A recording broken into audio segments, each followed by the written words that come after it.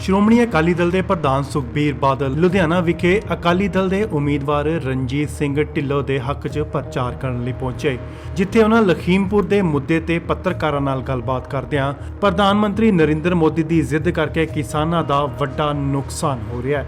ਉਹਨਾਂ ਕਿਹਾ ਹੈ ਕਿ ਪ੍ਰਧਾਨ ਮੰਤਰੀ ਨੂੰ ਜਲਦ ਤੋਂ ਜਲਦ ਕਾਨੂੰਨ ਰੱਦ ਕਰ ਦੇਣੇ ਚਾਹੀਦੇ ਨੇ। ਇਸ ਦੌਰਾਨ ਸੁਖਬੀਰ ਬਾਦਲ ਨੇ ਲਖੀਮਪੁਰ ਦੀ ਘਟਨਾ ਦੀ ਸਖਤ ਸ਼ਬਦਾਂ ਵਿੱਚ ਨਿੰਦਾ ਕੀਤੀ ਹੈ ਅਤੇ ਕਿਹਾ ਹੈ ਕਿ ਜੋ ਵੀ ਇਸ ਲਈ ਜ਼ਿੰਮੇਵਾਰ ਹੈ, ਪੁਲਿਸ ਨੂੰ ਉਸ ਦੇ ਖਿਲਾਫ ਸਖਤ ਤੋਂ ਸਖਤ ਕਾਰਵਾਈ ਕਰਨੀ ਚਾਹੀਦੀ ਹੈ।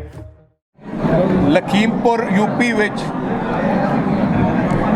ਭਾਰਤੀ ਜਨਤਾ ਪਾਰਟੀ ਦੇ ਮਿਨਿਸਟਰ ਦੇ ਬੇਟੇ ਨੇ ਜੋ ਖਬਰਾਂ ਆਈਆਂ ਕਿਸਾਨਾਂ ਨੂੰ ਕੁਚਲਿਆ, ਜਿਨ੍ਹਾਂ ਵਿੱਚ 4 ਕਿਸਾਨਾਂ ਦੀ ਮੌਤ ਹੋ ਗਈ।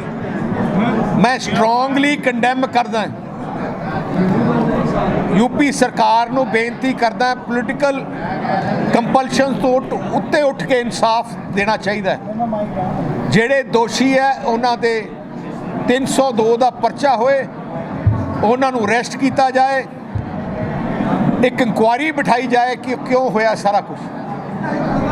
ਅਸੀਂ ਸ਼੍ਰੋਮਣੀ ਅਕਾਲੀ ਦਲ ਅਸੀਂ ਆਪਣੀ ਡੈਲੀਗੇਸ਼ਨ ਭੇਜ ਰਹੇ ਹਾਂ। ਸਾਰੀ ਸਿਚੁਏਸ਼ਨ ਚੰਦੂਮਾਰਾ ਸਾਹਿਬ ਅਗਵਾਈ ਕਰਨਗੇ, ਜਿਹੜੀ ਸਾਰੀ ਚੀਜ਼ ਦੀ ਜਾਇਜ਼ਾ ਲੈ ਕੇ ਸਾਨੂੰ ਰਿਪੋਰਟ ਕਰਨਗੇ।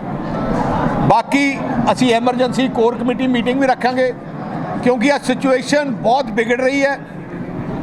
ਸੈਂਟਰ ਸਰਕਾਰ ਸਮਝ ਨਹੀਂ ਰਹੀ ਕਿਸਾਨਾਂ ਦੀ ਇਮੋਸ਼ਨਸ। ਦੇਖੋ ਕਿੰਨੀਆਂ ਜਾਨਾਂ ਜਾ ਰਹੀਆਂ।